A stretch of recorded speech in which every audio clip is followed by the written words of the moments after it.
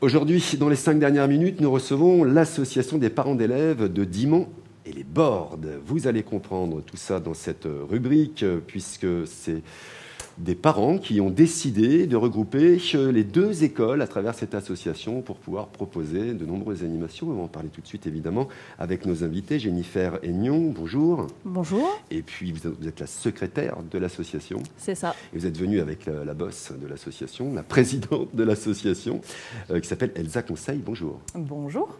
Alors, vous avez décidé de créer cette association, c'est très récent. Cette association de parents d'élèves entre deux communes, ce qui est assez rare de regrouper deux communes, deux écoles. Expliquez-nous pourquoi cette envie. Alors, tout d'abord, le regroupement scolaire existe déjà.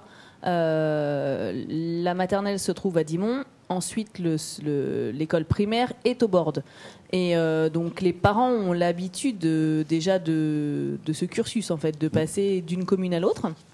Et après, grande discussion entre parents devant l'école, on s'est dit qu'il fallait effectivement développer quelque chose pour pouvoir apporter notre soutien, apporter notre envie, notre envie d'aider, de produire à l'école pour nos enfants en fait. Rien à voir avec la Caisse des écoles, c'est pour les gens qui ne font pas la différence entre les deux.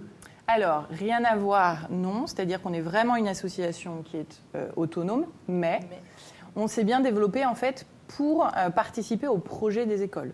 Donc en fait, on a comme but de faire un maximum d'initiatives pour pouvoir apporter notre contribution pour en fait que les écoles puissent faire des projets, les projets qu'elles souhaitent par rapport à nos enfants. Donc, on est indépendant, mais évidemment, on travaille voilà, c'est ça, tout à fait. Dixmont, les Bordes, il y a quoi, 5 km entre les deux villages, à peu près? Alors vraiment à peu près 2, je pense. Ouais, ah oui, d'accord. Ouais, 2 km, d'accord. Ouais. Très bien. Ça fait à peu près combien d'enfants au total? Ça fait à peu près 110 inscrits sur les deux écoles, à peu près répartis moitié sur les Bordes, moitié sur Dixmont. Et alors notre petite fierté, parce qu'on va quand même vous le dire, il faut le dire.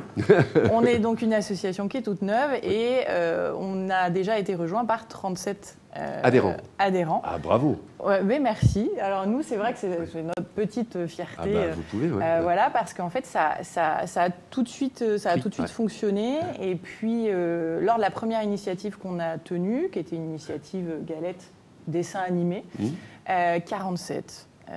Inscription, voilà. Donc, association ouverte le 7 janvier de cette année. Oui.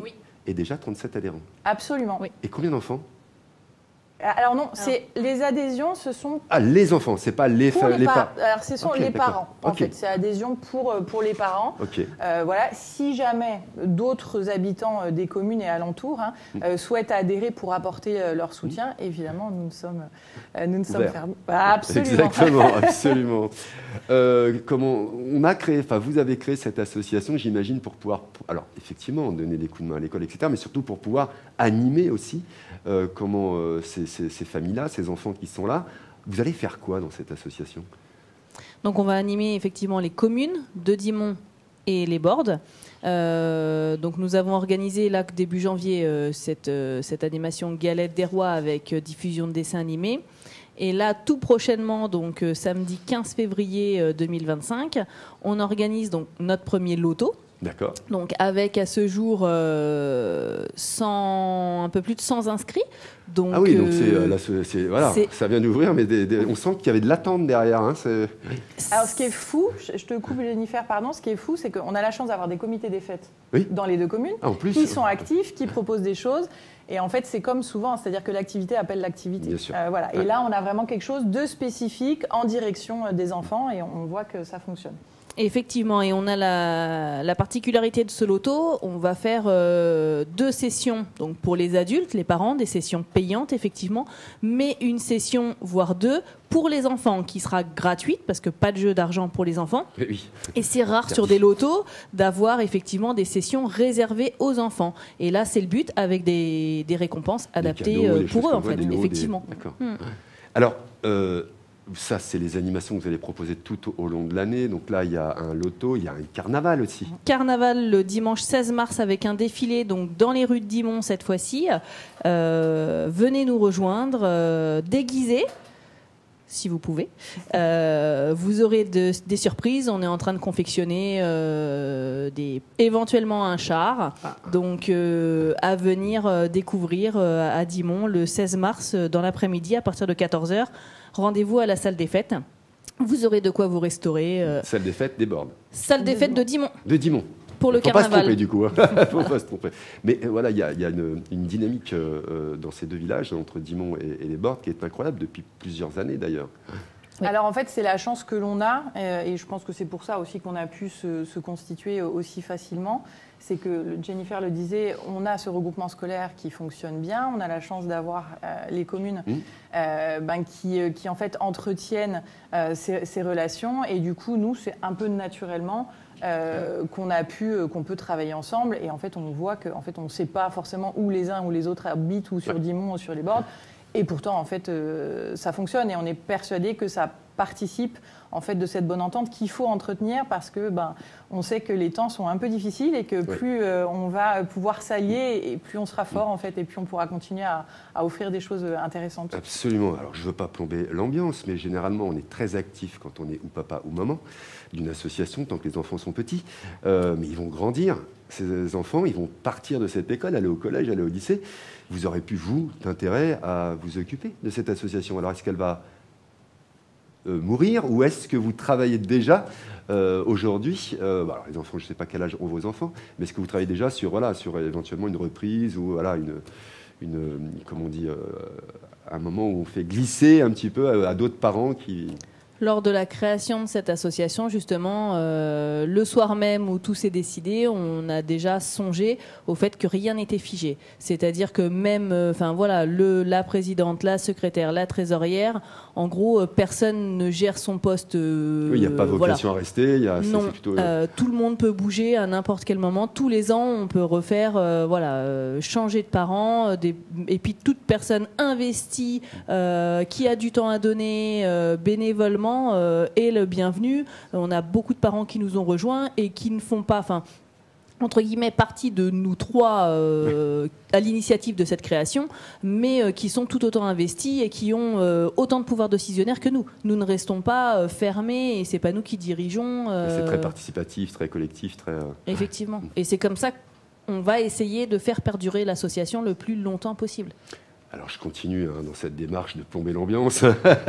Il y a en ce moment, on en entend beaucoup parler, des fermetures de classes maternelles, primaires, autour de nous. Et je ne parle pas sur le plan national, on va s'intéresser sur ce qui nous intéresse nous.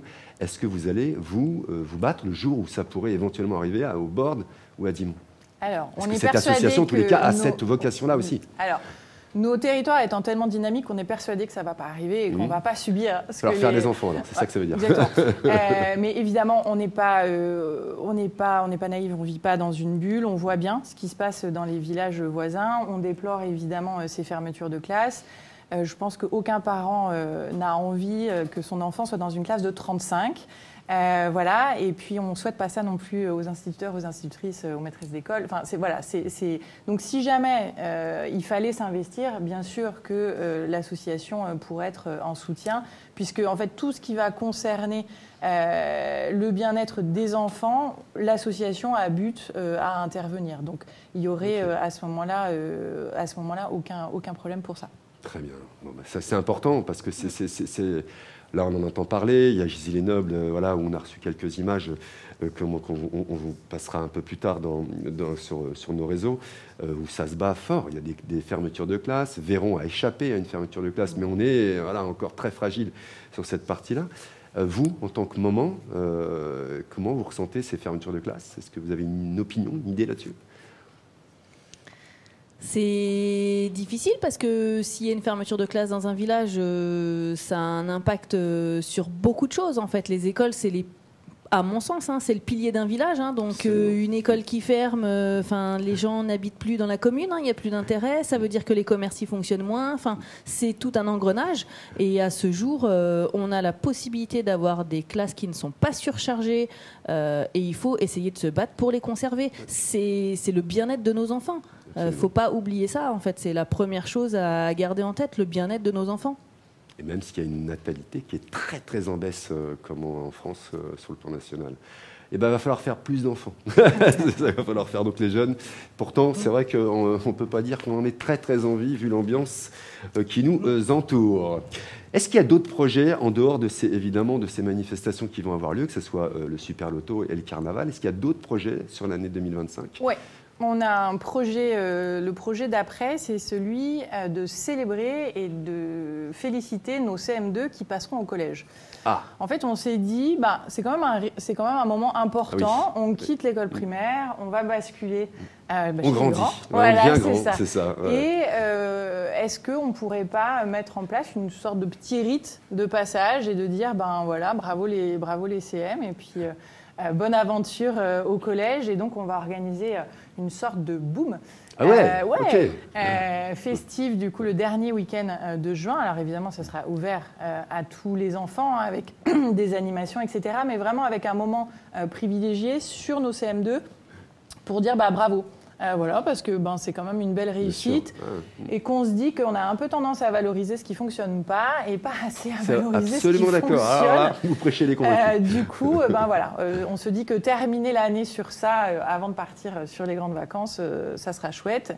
Et puis après, ça sera le moment pour nous de se réunir et de se dire mais qu'est-ce qu'on fait pour l'année scolaire 2025-2026 Très bien. Voilà. On en reparlera à ce moment-là. Avec plaisir. Un petit mot. Avec plaisir. Très bien. Vous l'avez compris, ces deux villages qui se sont réunis, ce sont deux villages dans lesquels il y a des parents d'élèves qui se sont réunis et qui ont dit tiens, et si on mutualisait un petit peu ces deux villages-là autour des écoles, et vous avez fait le travail, et bravo. Vous êtes soutenu par les communes, par les mairies? Absolument. Énormément. Complètement. Oui. Très bien. Bon, je ne suis pas très étonné en même temps. C'est un secteur qui bouge beaucoup, vraiment. Merci à toutes les deux d'être venues jusqu'à la télé de Lyon. N'hésitez pas à nous envoyer numériquement les affiches, qu'on puisse nous les partager pour comment vous aider à communiquer en tous les cas. Donc on rappelle qu'il y a le premier Super Loto, c'est quand? Samedi 15 février, au Bordes, à la salle des fêtes des Bordes. À quelle heure? À partir de 18h30, l'ouverture des portes. Voilà, ça parce que ça, nous, on ne l'a pas, ça, on n'a jamais sorti. Et derrière, on a un carnaval. Le dimanche 16 mars, à partir de 14h, rendez-vous à la salle des fêtes de Dimont. Et voilà, Jennifer va faire l'agenda des sorties du prochain JT. Merci beaucoup à l'association des parents d'élèves de Dimont et les Bordes d'être venus aujourd'hui pour nous parler un petit peu de tout cela. Et puis, gros bisous à tous les enfants et les parents qui sont sur vos communes. Voilà, c'est tout pour les 5 dernières minutes.